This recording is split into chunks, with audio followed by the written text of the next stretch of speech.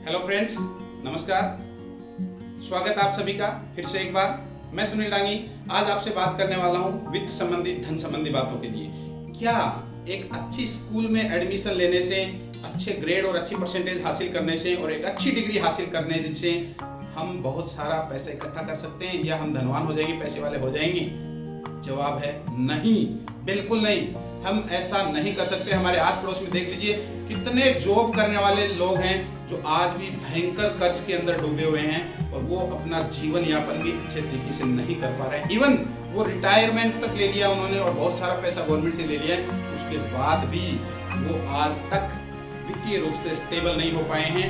उनके ऊपर वो कर्ज के बोझ के तले दबे हुए हैं। इसलिए जॉब हासिल करना एक अलग चीज है और वित्तीय शिक्षा हासिल करना एक अलग चीज है। और विद ड्यू रेस्पेक्ट, मैं खुद एक स्कूल रन करता हूं, लेकिन आपको बता दूं कि स्कूल और कॉलेजेस के अंदर वित्त संबंधी या धन संबंधी, पैसे संबंधी कोई शिक्षा नहीं दी जाती है। ऐसा कोई कोर्स नहीं बना है स्कूलों के अंदर, कॉलेजेस के अंदर जो आपको पैसे बनाना सिखाए।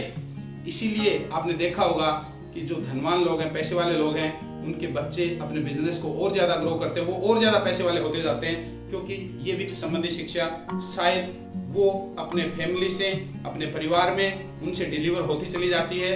और जो लोग गरीब हैं वो और ज्यादा गरीब होते चले जाते हैं, जो अमीर हैं वो अमीर होते चले जाते हैं।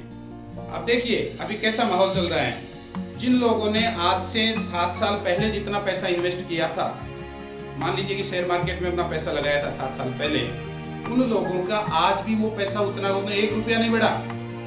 7 साल पहले म्यूचुअल फंड वगैरह में इन्वेस्टमेंट किया था, उन लोगों का वो पैसा एक सिंगल पेनी नहीं बढ़ी है, वहीं का वहीं पड़ा है। क्या मीनिंग निकला?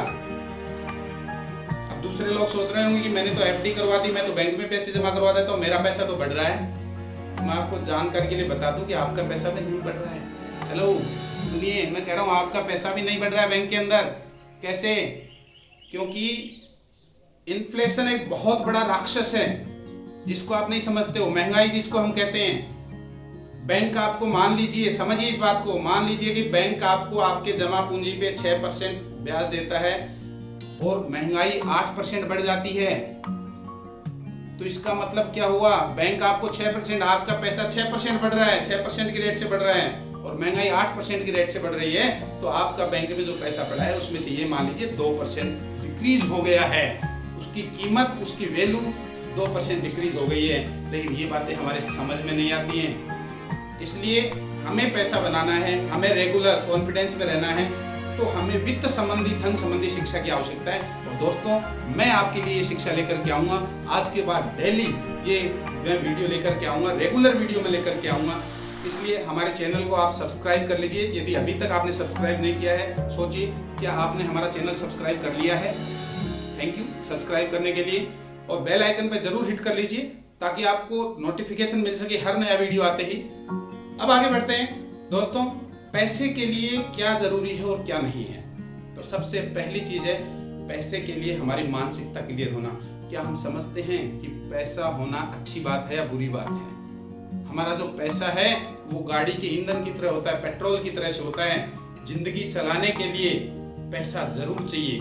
जैसे गाड़ी चलाने के लिए गाड़ी में पेट्रोल जरूर होना चाहिए, वैसे ही हमारा पैसा भी जरूरत है जीवन में। और यदि हम उस पैसे से प्यार करने लग जाएंगे और उस पैसे को बनाना सीख लेंगे, एक बार वित्त संबंधी समस्याओं को हैंडल करना हम सीख लेंगे, तो हमें कभी वित्त संबंधी कठिनाइयां नहीं आएंगी, पैसे संबंधी कठिनाइयां नहीं आएंगी। अब कई बार लोग पैसे बना भी लेते हैं, पैसे हो भी जाते हैं, उसके बाद भी वो शांति हासिल नहीं कर पाते जीवन में। क्यों? पता है?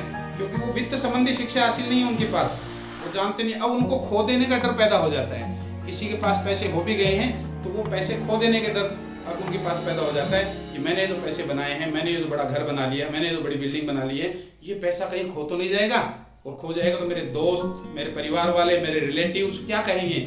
इस डर के कारण वो उसको और आगे नहीं बढ़ा पाता, इस अस्थिरता में बना रहता है। और फिर जब लॉकडाउन जैसे अस्थिरता के पीरियड आते हैं, उस समय वो धराशायी होकर के गिर जाता है, उसका कॉन्फिडेंस लेवल लो हो जाता है, डर जाता है। तो सबसे पहली चीज वित्तीय शिक्षा की यही होती है कि जो वित्तीय रूप से शिक्षित है, पैसे की शिक्षा जो जानता है, वो कभी भी किसी भी सिचुएशन में डरेगा नहीं, क्योंकि वो अपने पैसे को संभालना जानता है, अपने पैसे को इन्वेस्ट करना जानता है। और जिस दिन आपने जो भी कमाया, चाहे आप जॉब कर रहे हैं, पार्ट टाइम जॉब कर रहे हैं, जहां से भी आपके पास पैसा है, पुश्तैनी पैसा है, जिस दिन आपने उस पैसे से पैसा बनाना सीख लिया, हेलो मैं क्या कह रहा हूँ, पैसे से पैसा बनाना सीख लिया, आपको मेहनत करने की जरूरी नहीं है, आपका पैसा आपके लिए कमाना लग जाएगा, उस दिन आप वित्तीय रूप से स्थिर हो जाएंगे और रिटायर हो जाएंगे। ये मान लीजिए आपको अब कोई काम करने की जरूरी नहीं है, आप करते हैं आपके इंटरेस्ट के लिए, आपकी रुचि के लिए, वो एक अलग बात है, लेकिन आप उस समय वित्तीय रूप से रिटायर हो सकते हैं, आपको कोई प्रॉब्लम नहीं रहेगी।